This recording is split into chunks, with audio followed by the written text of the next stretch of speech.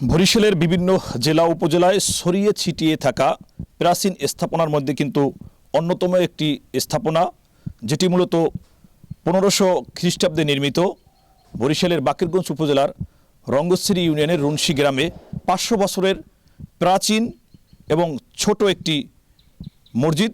দর্শক, আমরা কিন্তু আজকের সেই মসজিদ প্রাঙ্গণে এসেছি এবং এই মসজিদটি নিয়ে কিন্তু অনেক অলৌকিক ঘটনা রয়েছে এবং এই মসজিদকে ঘিরে কিন্তু অনেক রহস্যময় ঘটনা রয়েছে। দর্শক, আমরা কিন্তু সরাসরি আজকের বরিশাল নয় তথা বাংলাদেশের মধ্যে অন্যতম ছোট একটি মসজিদ, সেই মসজিদের কিন্তু সন্ধান মিলেছে বাকেরগঞ্জের এই রঙ্গশ্রী ইউনিয়নের রুনশি গ্রামে।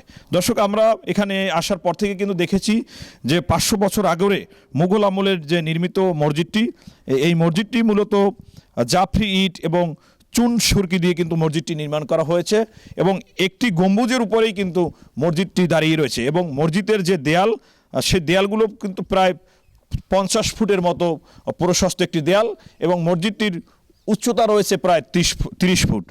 দর্শক, আমরা এখানে আসার পরে স্থানীয় জনসাধারণ তারা কিন্তু আমাদেরকে এমনটা জানিয়েছেন যে 1500 খ্রিস্টাব্দের দিকে যে নির্মিত মসজিদটি, এই মসজিদটির স্থানে আরও দুটি ছোট মসজিদ ছিল, যে মসজিদগুলো স্থানীয়রা ভেঙে ইট নিয়ে গেছেন এবং সেই ইট নিয়ে গিয়ে গোয়াল ঘর নির্মাণ করার কারণে তাদের গোয়ালের যে গরু ছিল 60টি, সেই গরুগুলো ওই রাত্রি মারা যায় এবং তাদের ঘরে যে সকল মানুষ ছিলেন তারা সবাই অসুস্থ হয়ে পড়ে। এরপর কিন্তু তারা স্বপ্নে দেখে যে মসজিদের যেখানে ইট, সেই ইটগুলো তোমরা মসজিদের ওই স্থানে নিয়ে যাও এবং মসজিদ পরিষ্কার করে নামাজ আদায় করো।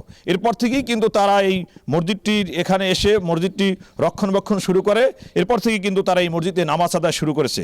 স্বপ্নে দেখাইছে আমার এই মসজিদটা পরিষ্কার করতে বলে, আর ঘুমাইতে পারতাম না, আমি এই জন্য পরিষ্কার করে নামাজ পড়া শুরু করছি। এতে পয়লা প্রথমে আমি চাষারা ভাঙ্গি নেছে দুইটা মসজিদ। হ্যাঁ গরু মরছে, গরু আগে আলুটি করতো তো, এই গরু টরু মরছে, মানুষ অসুস্থ হয়ে পড়ছিল অনেক। এইটা 500 বছরের আগের মসজিদ, বহু পুরানো মসজিদ। আমরা এখানে এখনও নামাজ পড়তেছি। এই মসজিদটা কিছু সাহায্য সহযোগিতা ধুইয়া মসজিদে দর্জি আছে, ঠিকই রাখছি। আর এখানে পারতেছি না, টাকা পয়সার আমাকে অভাব, এই জন্য আমরা পারতেছি না। আমাদের এই মসজিদটি 500 বছরের পুরনো। এই মসজিদটি আমরা কোনোভাবে ধরে রেখেছি, টিকে রাখতে পারছি। আমার মসজিদটি বিভিন্নভাবে ভেঙে দিতেছে। আমরা কোনো স্থানীয়ভাবে মিললে কিছু টাকা উঠেই আমরা মসজিদটি ঠিক করছি। এখন আমরা যদি সরকারিভাবে কোনো অনুদান পাই তাহলে আমরা মসজিদটি পুরোভাবে আমরা মসজিদ ঠিক করতে পারবো, পুরনো ঐতিহ্য ধরে রাখতে পারবো। যে আমাদের এই বাড়ির পুরাতন একটি মসজিদ, এটা মোগল আমলের তৈরি। আমরা যে সময় পাই আমরাও এই মসজিদটি পরিষ্কার পরিচ্ছন্ন রাখি, নামাজ পড়ি। আমাদের এই মসজিদটি এখন এই ধ্বংসের পথে। আমরা চাই যে সরকারিভাবে এটার সংরক্ষণ করা হোক। 1500 খ্রিস্টাব্দে নির্মিত 500 বছরের এই প্রাচীন মসজিদটি সংরক্ষণ ও সংস্কারের দাবি জানিয়েছেন স্থানীয়রা। যদি এই মসজিদটি সরকারিভাবে সংস্কার ও সংরক্ষণ করা না হয় তাহলে 500 বছরের পুরনো যে মুসলমানদের ইতিহাস, সেই ঐতিহ্য সেটি হয়তো বিলীন হয়ে যাবে।